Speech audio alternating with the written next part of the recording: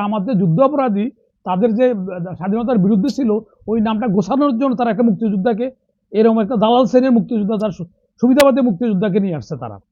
উনি উনি একজন মুক্তিযোদ্ধা, দেশপ্রেমিক, এভাবে কথা বললে হয়? মানুষকে বিভাজন করলে হয়? কিসের উনি মুক্তিযোদ্ধা? আমি মুক্তিযোদ্ধা হিসেবে তাকে মানি না। ধন্যবাদ। ধন্যবাদ সহ-আলোচক, ধন্যবাদ দর্শক শ্রোতা। আমি এইটাতে কর্নেল অলির আর মির্জা গোলাম হাফিজের সাথে কম্পেয়ার করার জন্য আমি চাইছিলাম না, যেহেতু আমার দুই আলোচক এটা নিয়ে আসছেন। তো এতে আমার আলোচনাতে আমার মনে হচ্ছে যে ওনারা মির্জা ফখরুল এবং অলি সম্বন্ধে খুব কমই জানেন। তাহলে আমি একটু ব্যাকগ্রাউন্ড তুলনামূলক দুজনকে যদি দেখি আমি, তাহলে মির্জা গোলাম হাফিজের আর ইয়ে ছিল কি যেন, মির্জা ফখরুল ইসলামের বাপ ছিলেন মন্ত্রী এবং ল্যান্ড মিনিস্টার ছিল। তার চাচা ছিল গোলাম মির্জা হাফিজ, স্পিকার ছিল। তার বোনের জামাই ছিল সেনাপ্রধান মাহবুব। এটা সবাই আমাদের জানা। তো একটা ফ্যামিলির থেকে এই হলো তাদের পরিচয়। আর কর্নেল অলির যদি পরিচয়, তার বাপের পরিচয় দেওয়ার মতো কিছু নাই, কারণ সে ছিল সিপাহী, নৌবাহিনীর সিপাহী ছিল। সিপাহীতে একটা আর্মিতে একটা শর্ট কোর্সের সুযোগ দেওয়াতে সে ওইখানে শর্ট কমিশন হয়েছে, এবং তাদের শর্ট কমিশনারদের র্যাঙ্ক হাইস্ট বললো কর্নেল পর্যন্ত। জিয়াউর রহমান তারা খুব পছন্দ করার পরও তারা ব্রিগেডিয়ার করতে পারে না, বিকজ অফ সে সিপাহী থেকে আসছে। তো এই হলো ঘটনা। আর তাছাড়া বিএনপির সুদিনে সে কিন্তু বিএনপির বিরুদ্ধে আচরণ করে নাই। হ্যাঁ, বিএনপির দুর্দিনে সে বিএনপির থেকে সরে আসছে। এগুলো অবস্থা। শুধু তাই নয়, উনি যখন সিপাহী থেকে অফিসার হলো, সিপাহী থাকতে যে বউ ছিল সেটাকে ডিভোর্স দিয়া উনি পরবর্তীকালে অফিসার মেসেজ দিতে পারে না, সেই পরে আরেকটা বিয়ে করছে। আর আমি বাকি এটার মধ্যে আর যাওয়ার দরকার নাই।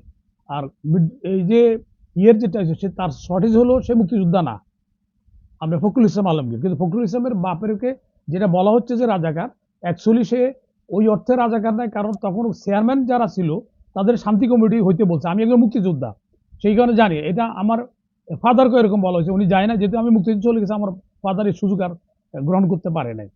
কিন্তু এখানে তখন তাদের পদাধিকার বলে যারা চেয়ারম্যান ছিল, যেমন আপনার ওই যে মোশাররফ হোসেন, ইয়েতে আপনার ফরিদপুরের মোশাররফ হোসেনের বাপও একই অবস্থা ছিল।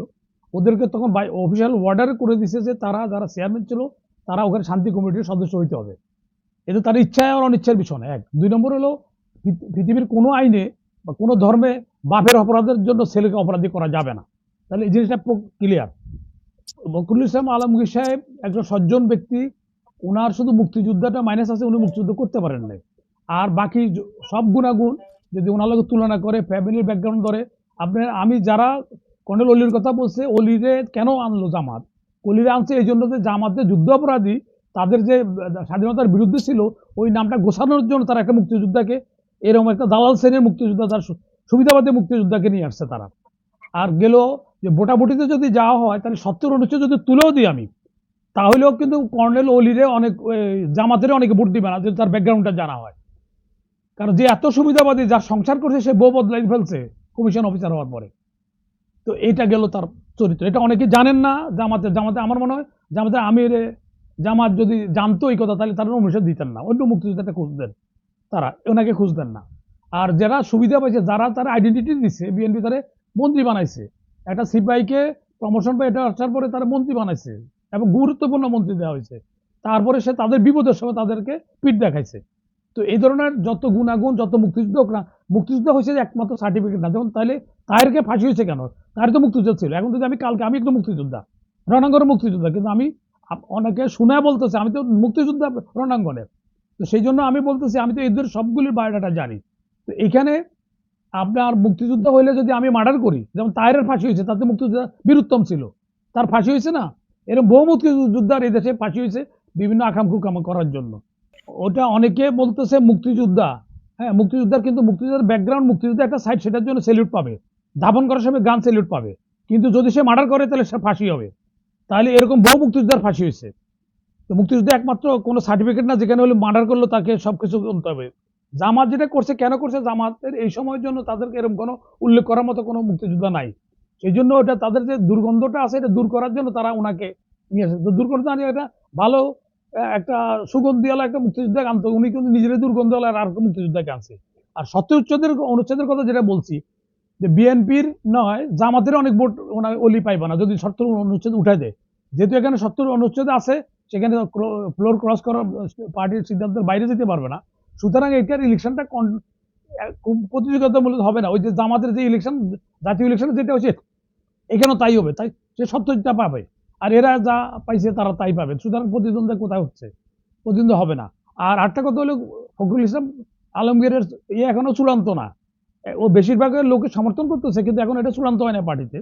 আমার কিছুক্ষণ আগে আমি সিভিল ইলেকশন কমিশনের সাথে কথা বলছিলাম, ওখানে তারা দুইটা নমিনেশন আনছে, একটা নুরুল ইসলাম মনি, আর একটা আনছে আপনার ওই যে ওদের রিজভি। তো রিজভি সাহেব আনছে, এবং এখানে কোনো পয়সা দেয় না। আমি জিজ্ঞাসা করলাম সিভিল ইলেকশন কমিশনে পয়সা কত লাগছে, পয়সা দিলেন না কোনো। পরে আমরা প্রেসিডেন্ট পদের জন্য সম্মানার্থে, তো আমি এটাতে কনভিন্স যে সম্মানার্থে আমরা পয়সা নিই নাই। তো পয়সা না নেওয়ার কারণে দুইটা আছে, দুইটা নমিনেশন ফর্ম কেন আনা হয়, যদি একটা ভুল ভ্রান্তি হইতে পারে তাহলে একটা গেলে পুরোটা যাবে, এই জন্য দুইটা নিয়ে আসছে। তো এদের কোনো পয়সাও লাগে নাই। এখন আরো 13 তারিখ পর্যন্ত লাস্ট ডেট আছে। 13 তারিখের পরে বোঝা যাবে আরো কিছু কারা কিনে কিনে আর কি। তো এখানে প্রতিদ্বন্দ্বিতামূলক হবে না। এখানে জামাতে যে ভোট পাইছে সেটা ওই অলি পাবে, আর ওরা যা পাইছে ওটা ফখরুল সাহেব, যদি ফখরুল সাহেবকে দেওয়া হয়। ফখরুল সাহেবের দেওয়া এখনো চূড়ান্ত হয় নাই, মানে বেশিরভাগ তার সমর্থক আছে, কিন্তু এখনো চূড়ান্ত হয় নাই। তা আমরা মনে করি একটা ব্যালেন্স করা ইয়ে হিসাবে, পার্টির লোক হিসাবে আগে হায়ার করা আনতো। ডক্টর ইউনূসের কথা আসছে, তো একটা বিদেশি নাগরিক দেওয়াচ্ছে, এটা আমি বলবো মন্দের ভালো। ফখরুল ইসলাম আলমগীর একটা ম্যাচিউরড লোক, এবং সে তার কোনো দুর্নামও নাই। যতটুকু আমি পার্সোনালি তারে জানি, আমি কর্নেল অলিকেও জানি, সেই জন্য আমি এই কথাগুলি বললাম। তো এই আপাতত এইটা গেল এই অবস্থা। আর কি প্রশ্ন ছিল যেন? জি, দ্বিতীয় আর কি দ্বিতীয় বিষয়টা নিয়ে ভারতের শেখ হাসিনাকে নিয়ে ভারত ডাবল স্ট্যান্ডার্ডের রাজনীতি করছেন কিনা, এই বিষয়টি দ্বিতীয় পর্যায়ে আসছে। দ্বিতীয় বাচ্চা, ঠিক আছে, থ্যাংক ইউ। ইব্রাহিম স্যারকে প্রশ্ন করবো, স্যার মনে করেন আপনার দুইটি ছেলে ছিল, এবং দুইটি ছেলের মধ্যে আগে একটি ছেলে খুব খারাপ ছিল, বর্তমানে ওই ছেলেটা আবার ভালো হয়েছে। আর যে ছেলেটা খারাপ ছিল আর ভালো ছিল সেটা আবার খারাপ হয়েছে, আপনি কোনটাকে বেছে নেবেন? নিশ্চয়ই বর্তমানটাকে। তা এখন দেখেন জামাত ইসলাম এমন একটা দল যারা প্রজ্ঞা জ্ঞানে সাধনায় সবকিছুতে অপরিহার্য ভূমিকা পালন করে। তারা দেশের মঙ্গলের সাথে কাজ করে, তারা দেশপ্রেমিক, তারা জ্ঞানে বলেন, বুদ্ধিতে বলেন, লেখাপড়ায় বলেন অনেক অধিক শিক্ষিত।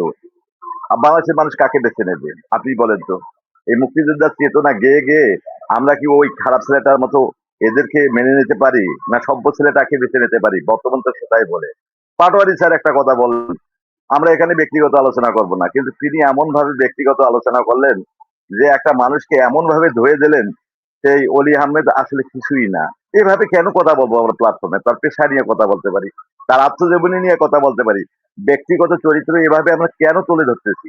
এটা কি ব্যক্তিগত আক্রোশ? এই আক্রোশ আমাদের কি শিক্ষা দিচ্ছে? আমাদের মানবিকতা শিক্ষা দিচ্ছে? আমার ভাই কোনো প্রশ্ন থাকলে বলেন, কোনো প্রশ্ন থাকলে বলেন।